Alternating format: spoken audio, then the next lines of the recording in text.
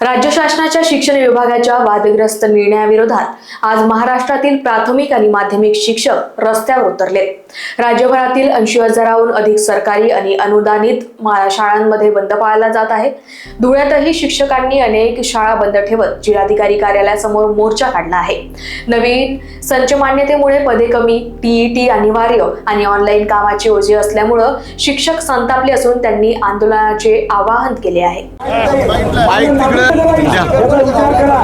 आज संपूर्ण महाराष्ट्रामध्ये 5 डिसेंबर 2025 ला शाळा बंद आंदोलन व मोर्चामध्ये महाराष्ट्र राज्य प्राथमिक शिक्षक, माध्यमिक शिक्षक, उर्दू शिक्षक व शिक्षकेतर कर्मचारी समन्वय समितीच्या वतीने आज आंदोलन व मोर्चा या ठिकाणी आयोजित केलेला आहे।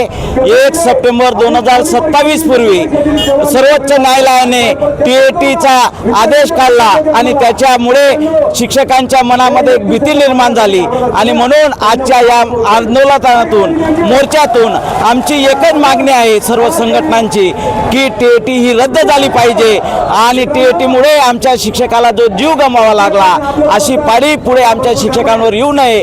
जर हे झालं नाही तर पुढे याच्यापेक्षा तीव्र आंदोलन आम्ही करू असं आम्ही शासनाला सांगू इच्छितो आजच्या दिवशी। Bureau report, Lokvahini media, Dhule.